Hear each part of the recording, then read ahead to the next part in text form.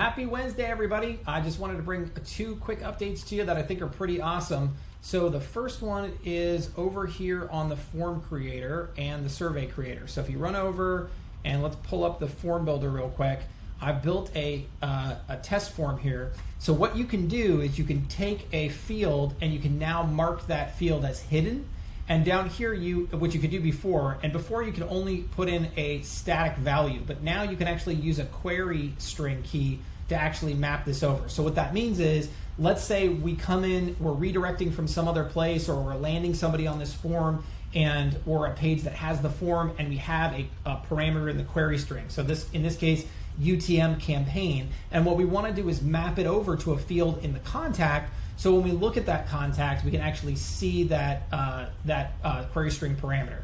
So now what will happen is when the form submits, it'll map it over. So let's kind of walk through. I know that's kind of a little complicated when I say it, but let's walk through what that means. So if we go over here and we throw in the link to this form, and then I put at the end, let's say UTM_campaign equals tacos, and hit enter, what is happening is two things. One, you notice that campaign field is hidden like it's supposed to be. So on the back end, we've mapped that over. This campaign string has been mapped into that hidden field. So now if I put in Bob Smith and I put in 123 Main Street and I go ahead and submit, when we go back over here into our contacts, what we're going to see is that Bob shows up. And when we go into Bob and we look under the additional info, we can see that not only is the property address in here, which was our custom field, but that tacos string that I put up in the query string is now there as well. Now, that's cool, but what in the world is that for, and why do we have that, and what can we do with it?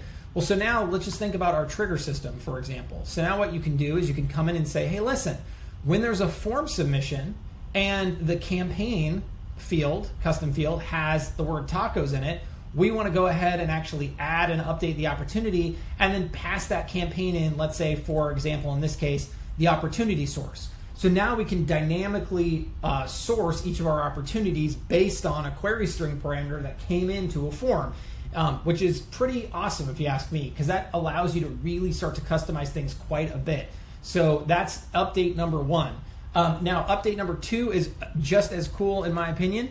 So if you roll over to funnels, we can now use custom values in the funnel. So check this out. I set up a really cool example, I think. So let's just say you have a sort of a general normal page like this, where you're, again, asking for a name. Let's say Sam Smith, and Sam is interested in 4567, Southwest, Main Street.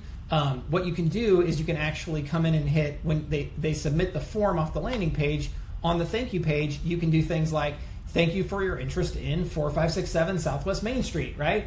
Pretty cool. We're now using all this dynamic information that they've given us on the page to customize the content, which is pretty awesome, if you ask me. So first shout out for the first update goes to Nikunj, and the second update also goes to Anish. So I just wanted to get those out, and as you can see, this is very much thematic of what we're focusing on right now. We're trying to continue to update our core features, really enhance them, get super deep for all of you marketers that are doing some really awesome stuff.